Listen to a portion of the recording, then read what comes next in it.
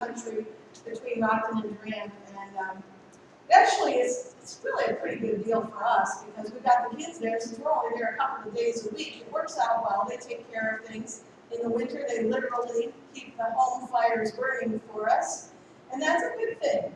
But what it means by having them both there is that our house is full. I mean, we don't have a spare bedroom to offer when our son and my son Nels and his wife Tiffany come to visit. So that can be a little awkward for us at times.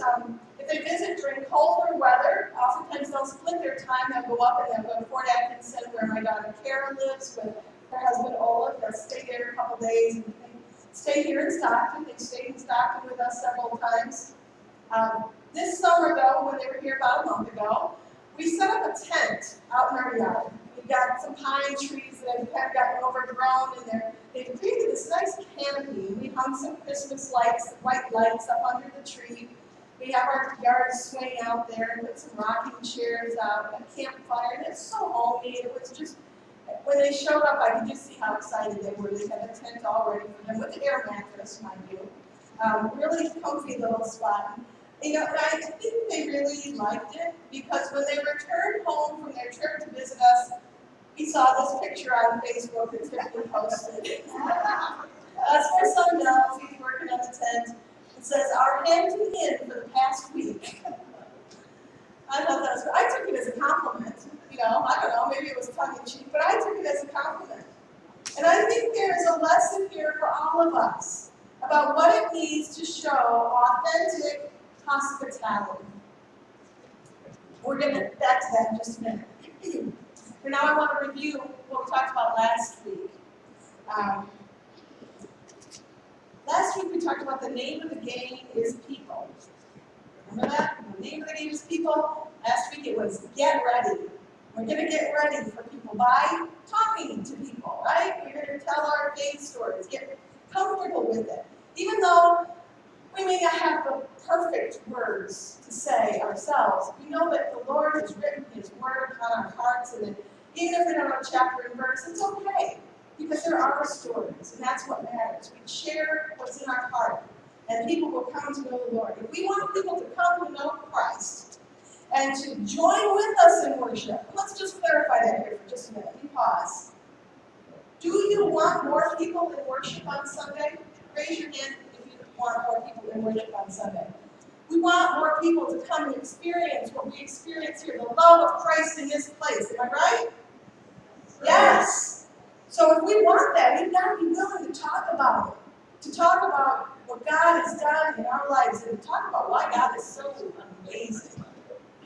Now this week, our call is to get set. And it's all about hospitality. Hospitality. We need to be all set when our guests arrive, because you do want guests. You've made that very clear. You want people to fill this place. Now, in years past, we have had the luxury of having people show up on Sunday mornings just because that's what people do on Sunday mornings. Am I right? They used to just come to church. Families went to church. How many of you, your families went to church with your children, or your grandparents and their families? Raise your hand. Your families went to church. That's what you did. Now, how about your grandchildren and their families? Are they regularly coming to church? Yeah, even my own children are struggling. I mean, some do, some don't. It's a struggle. We no longer have the luxury of just having people come to church because that's what people do. Most young adults have lost their connection with the church, if they ever had one in the first place. We are at a point in our church where we're going to have to make a strong effort to open the doors wide and invite in this lost generation of people before it's too late. That's why it's so important to get comfortable telling people why our church is so important to us, why God is so important to us. That's also why we have to be prepared to put our best foot forward and to get set, to welcome guests and to fold them into our church family. Now, there is definitely a biblical precedent for preparing for our guests and caring for them. And I really want to focus on the passage that we heard Diana read from John 14, 1 through 6. I use this passage actually quite often for funeral services, actually. In my Father's house, there are many rooms. I go and prepare a place for you. It's a passage that we use oftentimes to give us comfort, to offer comfort to those families who've lost loved ones, and even to help us as we face our own mortality, to know that there is a place provided for us. And I like the way that the Common English Bible phrases that. It says, my Father's house has room to spare. It's beautiful, isn't it? My Father's house has room to spare. And I want to look at that passage a little bit closer, because I think it has more to offer us than simply giving us peace during a time of great loss. I think it says more about hospitality than we realize. So I want to look at that. My Father's house has room to spare. Start with that. Think about those words. They're a far cry from the welcome that Jesus received in the world, when there was practically a no vacancy sign flashing at the inn where Mary and Joseph showed up. Imagine that. So different. My Father's house has room to spare. What that tells us is that we will never be turned away in the house of the Lord. We will never be made to feel unwelcome there. This is the message that Jesus was telling his disciples that night in the upper room right before his crucifixion, before he was telling them, I'm going to be leaving you. It was a sad night. It was heartbreaking. He's telling them, I'm leaving. I'm going away. But where I'm going, you can follow. They didn't know how that was going to happen, but he explained it to them. That wherever he was going, they would be also welcomed in. Now recently, my best friend Dawn and her husband Steve made the bold decision to move from their home in Roscoe, Illinois, where they've lived for probably 25 years. They made the decision to move to Fort Collins, Colorado. Actually, they moved about 2 weeks ago. And I got to tell you, when I heard about her moving away, it's heartbroken about it. My best friend, I noticed in 7th grade, here she's going to live all the way across the country. And it just feels like I'm never going to see her again. I know. Colorado is pretty far away. But you know, the one thing that really gave me comfort in all of this is that Dawn just kept saying to me, we've got plenty of room for you. Come and stay with us. Not only was she offering a place just for me, she offered that up to my kids as well. They're already planning their trips out to Colorado. That felt good, There's more than enough room for you. Come. And I'm sure we will be going to Colorado to visit them. I don't know how soon we're going to make it out there. And when we do, I have no doubt that Dawn will have a place prepared for us. She's got a beautiful home up there. She'll have a room all set up for us. They'll take us to their favorite restaurants, their favorite places, and they'll introduce us to their family and their friends out there. It'll be so cool. They'll include us in their lives when we go there. Of course, when Dawn and Steve come to visit us, you know where they're going to be staying, right? A tent in the trees. The Hampton Inn, now. Come on. You can't do better than that. Actually, I'm really not sure Dawn would ever sleep in a tent. The last time she and I slept in a tent together, we had just graduated from high school, so it might be a hard sell. I might be sleeping in the tent with her in my bed. And I kind of am a little embarrassed by that fact, that I don't have something fancier to offer her when she does come. But then I remember Jesus' teaching. When it comes to giving, Jesus taught us that, look at the teaching that he gave about the widow woman who gave her very last coin. And Jesus said she gave more than all the others because she gave from the heart. She gave the very best that she had to offer. And when it comes to hospitality, I think that's true as well. I think that we have to be willing to give the very best that we have to offer. And give it from the heart. Because people are going to feel that. They're going to sense that hospitality, that love that we give. That what we have here at Wesley United Methodist Church is theirs to share. You get that, right?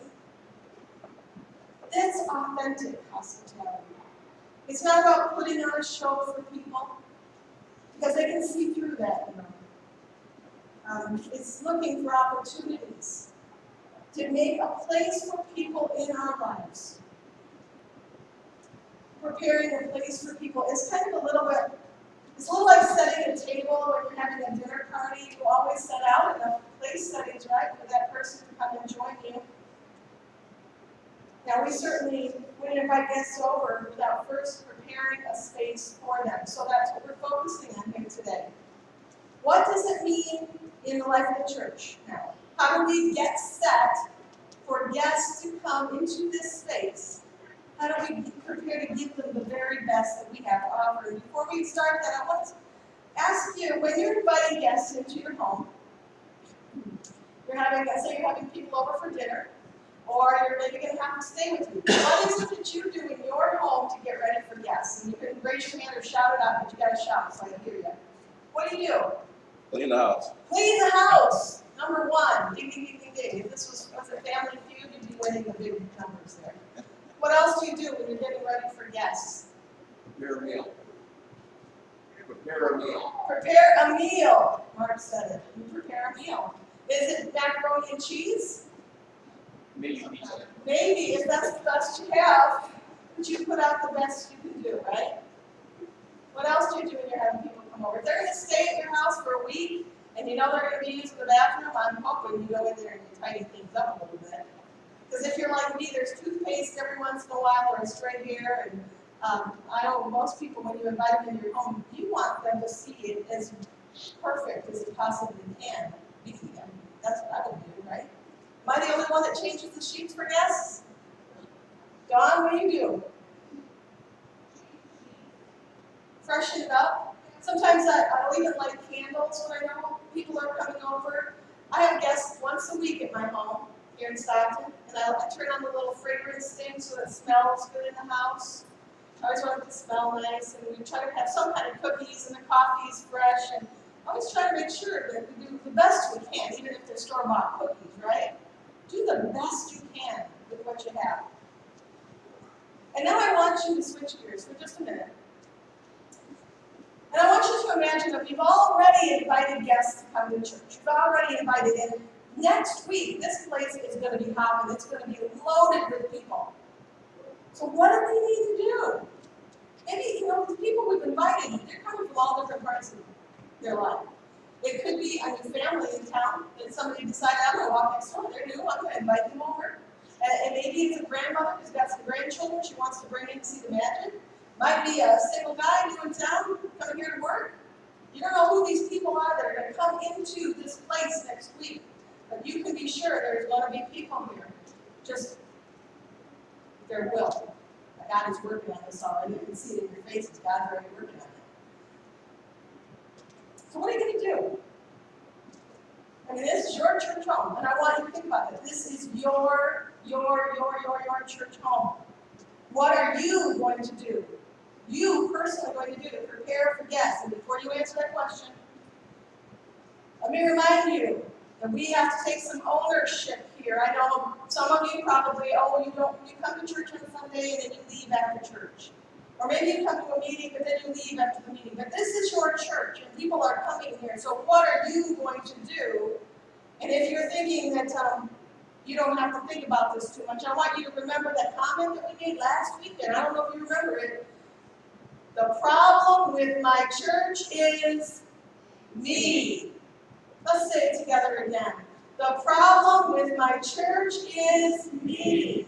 If we want to see changes here, and we've all said you do, we have to start with the solution. So, we're going to take responsibility for the church. We've invited guests over. Well, before you leave today, maybe some of this will happen. I don't know. What do we need to do to make this place feel homey, to welcome our guests as they arrive? And maybe you can look around the room even now and look, is there anything that needs to be tidied up, cleaned up, put away, freshened up? Any suggestions? Anybody see anything? Nothing? What do we want to do before people show for next Sunday? I'll tell you what, I am looking in a different direction than you are. So if you would turn your head around and look that way for a minute. Turn your head around. Turn, and I want you to look at the back corner. Can you see the back corner back there? How's that look to you? You're inviting guests over. There's a hat on the top shelf, and there's a stack of hymnals, a bunch of hangers hanging every which way. There's a bunch of folding chairs. Is that the way we want our guests to come in and see the back corner of the church? It's been that way forever. It's the way it always is. But isn't that like that counter that you have at your house that's full of clutter, but nobody ever does anything with it until guests start coming? What happens when guests come over to that counter? I'm guessing you do what I would do. Open the drawer and do this. Actually, that's Royal's trick. I would never do that. He doesn't do it either. I'm lying. I do that once in a while. No, we do need to look around once in a while. We want to put our best foot forward. Take a look at the bulletin board. Are we sporting some 6-month-old announcements on the bulletin board? Check it. I'm sure there's not because Diana checks that. But there are things that we miss. And it's easy for us to pick up and just, oh, that's something, I can pick up that piece of garbage. I can pick up those Kleenexes that are left in the pews from 2 weeks ago. It's okay for you to be the one. It doesn't have to be somebody else's job. It can be you. Remember, the problem with my church is me. Okay, so we know now what it's going to take. We all have to be willing to look around. We have to be willing to be the one who greets those people at the door, greets them at the chair, walks over to them if possible, and sits with them. Scooch in, make a room for people. Remember, we're making a space for people. Always leaving ends for people to come in and join us. And this is something I learned. We always should leave back row seats available for when guests come because they don't want to walk all the way up to the front. Don't force our guests to be embarrassed to walk all the way up here to find a place to sit. You sit forward. You know me, you're not afraid of me. You sit more forward and leave a space for them in a place that'll be more comfortable. That's all easy stuff. You guys can do that. Now the thing is, we may not have all the bells and whistles that some of the bigger, fancier churches have. We may not have a praise team. Today we don't even have a musician. We don't have a big fancy children's wing off the side of the building where the kids get swept off and taken out of church and do whatever kids do with those things. But what we do have is important. And it's pretty powerful. We have the love of God in this place. Doesn't matter that there's no air conditioning today. I look out there and I see your smiling faces and your fans going, and you showed up. You didn't show up here to hear me talk. You showed up here to hear the Holy Spirit working in this place, didn't you? And you believe in this, and you would not be here. I know that. We don't have everything. We don't have perfect, but we have authentic hospitality in this place. I know that's what my son and his wife Tiffany felt when they came to our house and we had the tent, the Hampton Inn. It didn't matter to them that they didn't have a spare room. What mattered is that we went all out. We showed them the love of God in that place. We let them know that there truly is a place reserved just for them. So are you guys excited? Are you really excited about this? It's really a fun time to be the church. Because now we get to invite people in.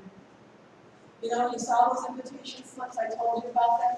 Now it's the time to literally take those invitations and give them to people. Make a point, tell people about this, tell them how excited you are. If they feel your enthusiasm, they're going to want to be here too. Share it, expect it. This is a wonderful time to usher in a new generation of worshipers. And I know that God is already working on this. The Lord is about to open those doors and flood us with people coming into this place. I feel the Spirit upon us now, and I know that God has promised to do these things. We just can't stand in His way. You know, we got to do our part. Everything we possibly can do. We have an opportunity right now to be the church, to share our stories, to welcome people with the most glorious hospitality we can imagine. This is our church. And next week, as I said, John and Barbara are going to be here to do their ministry and magic, and I'm looking forward to that. And I promise you there will be guests. There have to be guests because I'm looking at you and you're going to do this. You're going to do this. There will be people. The following week, on July 10th, I'm going to wrap up the third part of this series that we've been doing about, the name of the game is people. We're going to have the third part of that series. And of course, we've done Get Ready, we've done Get Set. Guess what's next? Go. And we're going to talk about all the ways we go into our community. And we bring people in, or go into our community to be the church in the community. One way that you can go into the church this very week is by going to that ball game I mentioned. I think I mentioned Katie and the boys out. So go to the ball game. Go be the church for these kids. I need to see that. And finally today, let us not forget the real reason why we do all of these things. The reason that we have been called to be the church at such a time as this. The reason that we reach out with hospitality to even the least of these. And I think Jesus says it best himself when he said, when you have done this for one of the least of my brothers and sisters of mine, you have done it for me. Amen. Let us pray. Holy God, we know that you have planted a seed here today in our hearts and our lives, and you're giving us the responsibility. You're trusting us with your people, and we will not disappoint you, Lord. We will share our stories, and we will share our enthusiasm, and we will invite people in, and we will prepare a place to welcome them here in your presence. Lord, we thank you for the opportunity. We thank you for your trust. Lord, we step up in faith now to do what you have called us to do, to be the church in your world. In Christ's name we pray. Amen. Would you all stand?